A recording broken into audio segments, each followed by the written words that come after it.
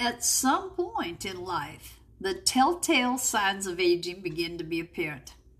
They can be seen in everything from blood pressure to skin, bone, joints, our cardiovascular, digestive, and nervous systems. The signs of aging are inevitable. So why is it so hard for us to accept that we can't stay youthful in either looks or physical abilities forever? Our egos go kicking and screaming into acceptance that when you live a lot of life, your appearance is going to reflect that. When I was at physical therapy today, I was sitting on the therapy table and I couldn't help but keep looking at myself from the mirror that was straight across from me. It was right in my line of vision.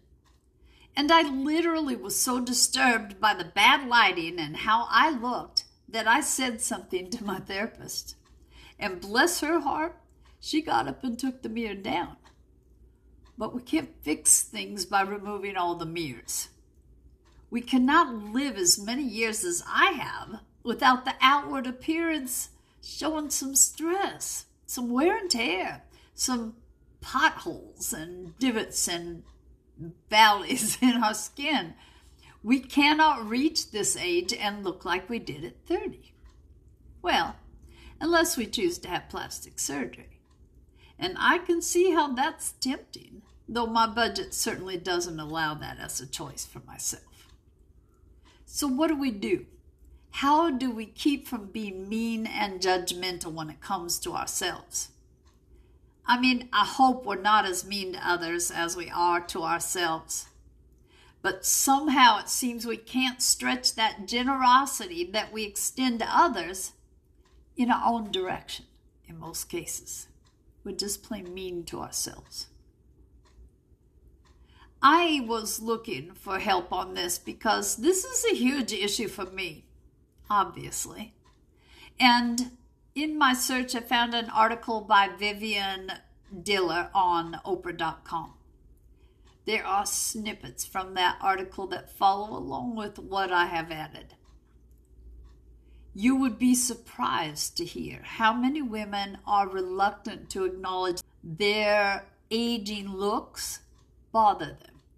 Sometimes we feel as if something fundamental has changed in our identities, often accompanied by embarrassment and shame, as if we've been caught off guard and feel guilty that we care. Once I had a conversation with a woman close in age to me where I allowed myself to be very vulnerable and admitted how much trouble I'm having accepting the changes in my looks. And I was so embarrassed at having opened up and gone to that level of vulnerability when she replied that she'd never had an issue and still doesn't. Oh man, I should have felt like there was something very wrong with me, that I was having this struggle to accept that there can be beauty in my physical appearance at this point. I don't see it. Now, I don't believe there's any place for shame in this world, but I'm well aware in both myself and others that shame is harder to remove than a foolishly attempted DIY tattoo with a permanent marker. That's silly, but you know what I mean. It's a struggle. The reality is that we are getting older. It's inevitable. But aging doesn't have to be a dirty word. 40, 50, 60, they're all just numbers, stages of life that don't have to be warded off, nor can they be if we're honest. You are getting older. But you're going to be okay if you can find a way to quit listening to those mean words in your head. You hear that mean voice shout, "You look old." Millions of women look at themselves and hear, "You look tired. You look like crap. Just give in. Get your face done. A little this, a little that. It's at least a fix." Maybe it's time to say shush to the voices that get in our way. Take a look at where those interfering voices originated. If you pay careful attention, you'll be able to hear that they most often come from your past. Sometimes we hear them coming from TV and social media. But you can take your power back and rewrite the script.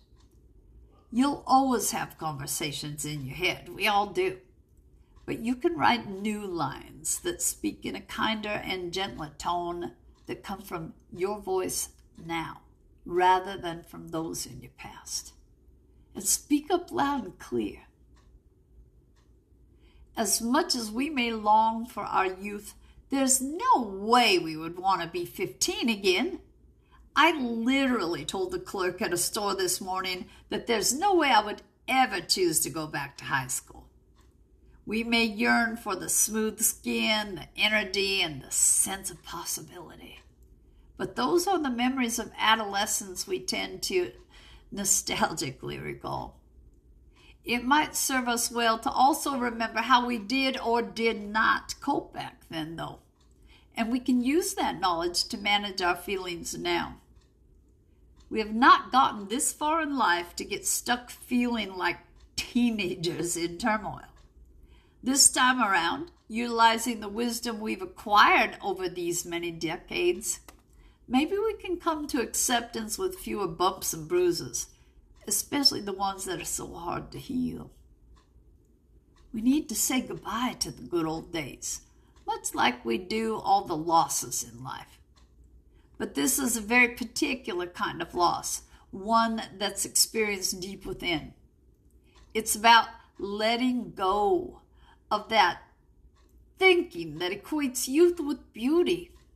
It's about detaching our sense of attractiveness from that narrow definition to make room for something bigger, more flexible.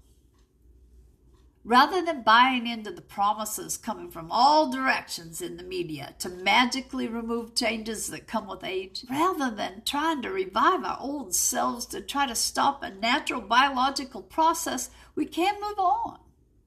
And only then can we allow a new meaning of beauty to emerge. Definitions of beauty change with age. So what it means to be attractive at 30 doesn't mean the same thing at 40, 50, 80, or 90. Remember, aging does not stop. So it's time to say goodbye. We can mourn what or who we used to be. We could shed some tears.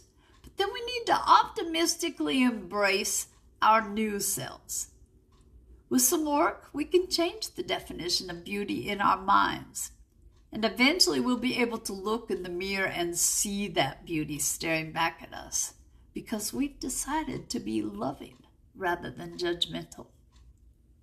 Here's to a change of perspective that many of us need so that we can leave behind the preoccupation with our outward looks and focus on the beauty of our spirit, our essence, the part of us that lives on through life after life after life. Now that's beautiful.